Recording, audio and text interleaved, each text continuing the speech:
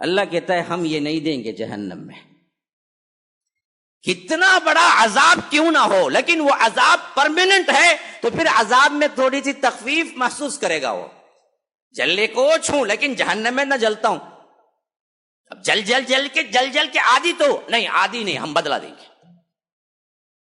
پھر نیا عذاب کوئی دوسرا۔ اسی لیے اللہ ابن عباس کہتے ہیں اس سے بڑی عذاب کی آیت غصے کی، فلن نزیدکم، ہم بڑھاتے جائیں گے عذاب۔ ابن عباس کہتے ہیں کہ اس سے سخت ترین عذاب اور غصے کی آیت پورے قرآن میں نہیں، یہ ان کا فہم تھا، ترجمان القرآن ہے۔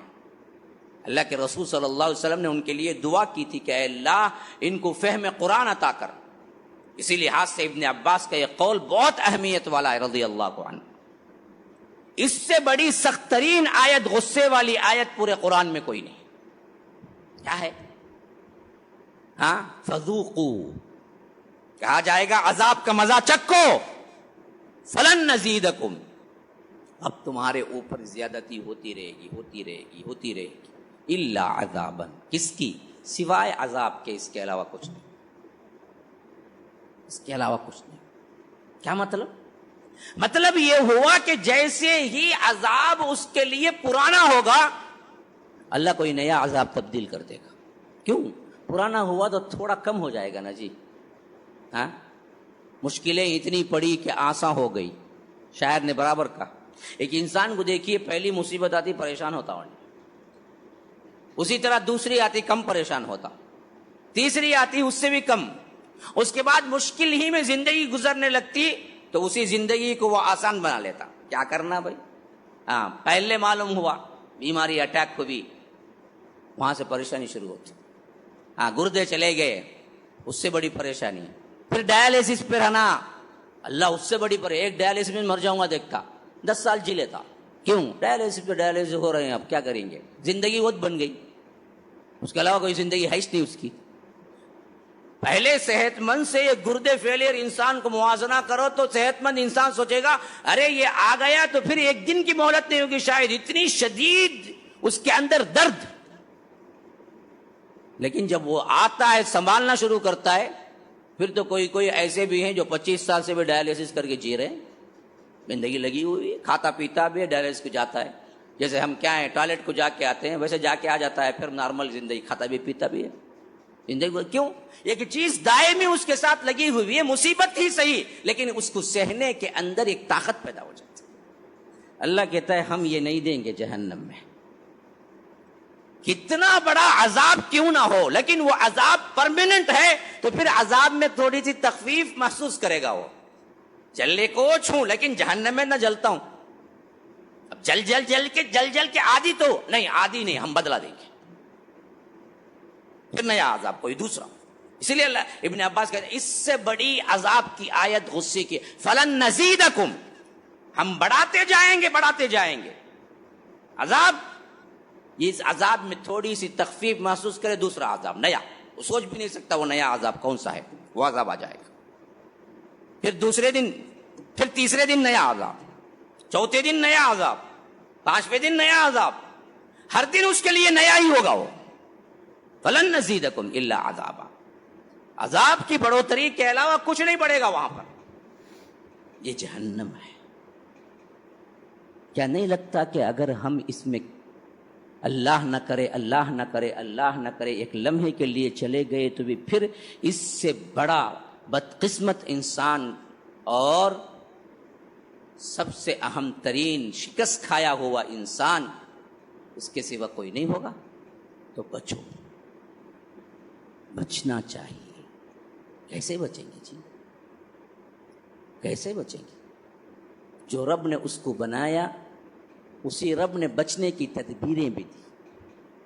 پہلی چیز اللہ کا قرب اور اللہ کو ایک مانو، اس کے ساتھ شرک نہ کرو، بچ جاؤ گے۔ کوئی بھی مرحلے میں اللہ کے علاوہ کسی کو نہ پکارو، ایک نہ ایک دن بچ جائیں گے۔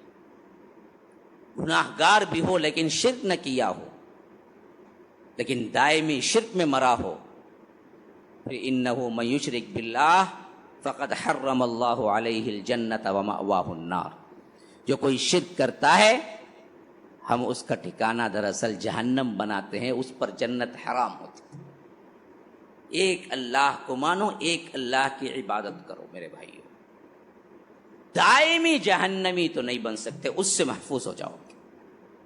زندگی میں کبھی کسی کے سامنے نہ جھکاؤ اپنے سر کو، خواہ وزیر ہو، خواہ مشیر ہو، خواہ بادشاہ ہو، خواہ جھنڈا ہو، بنڈا ہو، یا آ کر خبر ہو، پیر ہو، کوئی بھی بڑا ہو، کوئی بھی معزز ہو، کوئی بھی مفکر ہو، کوئی بھی ڈاکٹر ہو، لیکن یہ سر کو نہ جھکانا، اللہ کے ساتھ کسی کو عبادت میں شریک نہ کرنا۔ پھر تو لاکھوں کروڑوں تمہاری عبادتیں ہوں اور ایک شرک کی حرکت ہو، یاد رکھو پورا کا پورا فنا ہو کے رہ جائے گا، پورا عمل غارت ہو جائے گا۔ یہ اللہ کے رسول کو اللہ تنبیہ کرتا ہے تو ہما شما کا کیا اعتبار؟ لئن اشرکت لیحبطن عملک، اللہ کے رسول آپ بھی شرک کریں گے تو آپ کے پورے گناہ اکارت ہو جائیں گے، بیکار ہو جائیں گے۔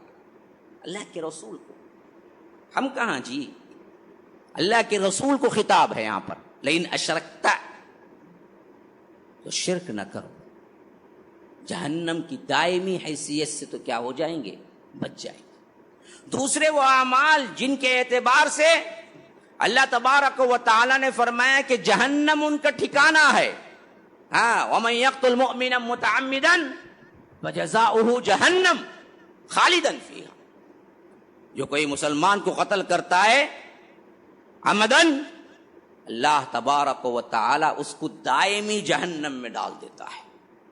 قتل بہت بڑا گناہ ہے، یہ کرنے والا آخر ٹھکانہ اس کا جہنم ہے، دائمی، خالدن فیہا، اسی میں پڑا رہے گا۔